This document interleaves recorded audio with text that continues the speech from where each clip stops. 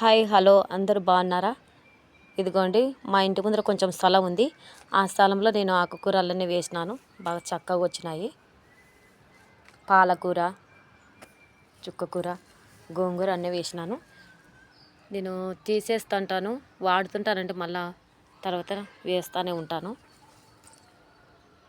దీనిలోకి పురుగు ఏమాత్రం పట్టలేదు. బాగా నీట్గా ఉన్నాయి కదా ఆకులు.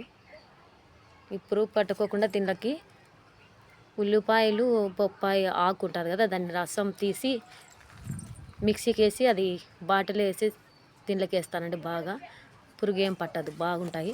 మీరు కానీ ఒకసారి ట్రై చేయండి. ఎంత చక్కగా వచ్చినాయి. ఎక్కడే కానీ ఏమి తెగులు అనేది పురుగు నల్లి పురుగు అంటారు కదా, అది కానీ ఏం పట్టలేదు.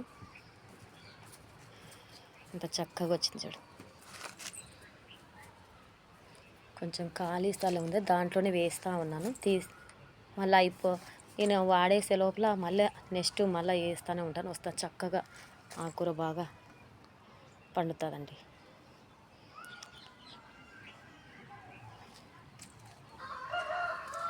మీరు కూడా ట్రై చేయండి. ఖాళీ స్థలం ఏమన్నా ఉంటే మీ ఇంటి దగ్గర.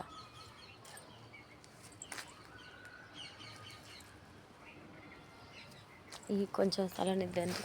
పాలకూర వస్తుందా రాదా అనుకున్నాను. పాలకూర చక్కగా మడుతుంది, బాగా చాలా చక్కగా. ఏ మందులు లేకుండా న్యాచురల్గా మనం ఇట్లా పండించుకోవడం చాలా మేలు కదండి. చూడండి ఎంత చక్కగా ఉందో. గోంగూర, పాలకూర, చుక్కకూర.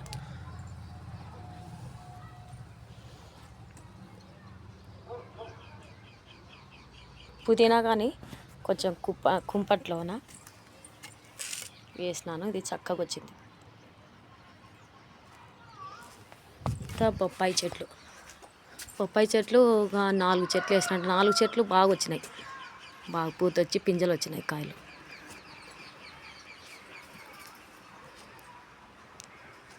ఈ కొంచెం స్థలంలోనే ఈ చెట్లు వేసినట్టు వల్ల బాగా వచ్చినాయండి. దీనిలోకి బాగా అది నేను ఇప్పుడు చెప్పినాను కదా, ఆ బొప్పాయి రసము, ఎల్లిపాయ రసం మిక్సీకి వేసి బాటిల్లో వేసి దీనిలోకి వేస్తూ ఉంటాయి కదా, జీడ అనేది పురుగు అస్సలు పట్టదు. చెట్లు బాగా వస్తాయి.